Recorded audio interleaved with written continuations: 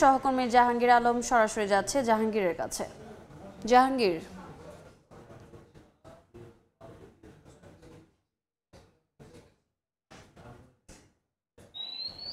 জামালপুরে মশার উপদ্রব যেন নিত্যদিনের সঙ্গী জামালপুর পৌরবাসীর। আপনাকে বলে রাখি যে জামালপুর পৌরসভার প্রায় 2 লক্ষ মানুষের বসবাস। এখানে 12টি ওয়ার্ডের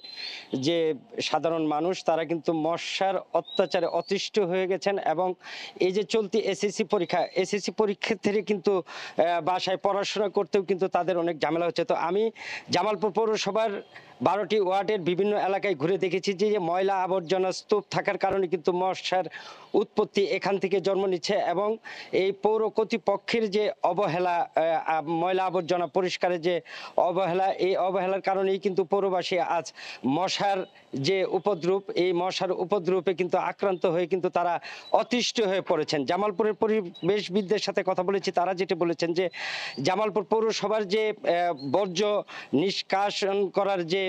প্রক্রিয়াটা সেটা কিন্তু একেবারেই কিন্তু ভেঙে পড়েছে এবং ড্রেন, রাস্তাঘাট এবং পাড়া মহল্লার যে অলি গলিতে যে মশা প্রজননের যে কেন্দ্র হিসেবে পরিণত হয়েছে এবং এই ময়লা আবর্জনা কিন্তু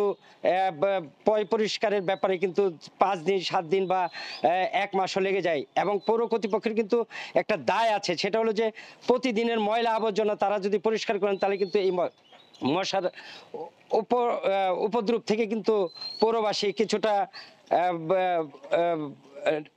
উপকৃত হবেন। কিন্তু পৌর কর্তৃপক্ষের যে সাথে কথা বলেছি তারা যেটি জানিয়েছেন যে তারা 4টি হকার এবং 3টি স্প্রে মেশিন দিয়ে কিন্তু তারা এই মশা নিধনের জন্য চেষ্টা করছেন এবং এই যে বর্ষা মৌসুমের শুরুর আগেই যে মশার যে উপদ্রব বাসা বাড়ি অফিস আদালত এবং কি যে ড্রেনেজ ব্যবস্থা অপরিষ্কৃত থাকার কারণে রান্নার কাজে যারা থাকেন তারা পর্যন্ত এই মশার অত্যাচারে অতিষ্ঠ হয়ে পড়েছেন এবং জামালপুর শহরে যে প্রায় 2 লক্ষ মানুষ কিন্তু আজ মশার যে অত্যাচার এবং মশার কামড়ে তারা কিন্তু অতিষ্ঠ হয়ে পড়েছেন এবং জামালপুরের যে নাগরিক সমাজ তারা কিন্তু এই মশার যে অত্যাচার অতিষ্ঠ তারা কিন্তু ফুঁসে উঠেছেন প্রায়। তো আমি এখন চলে যাচ্ছি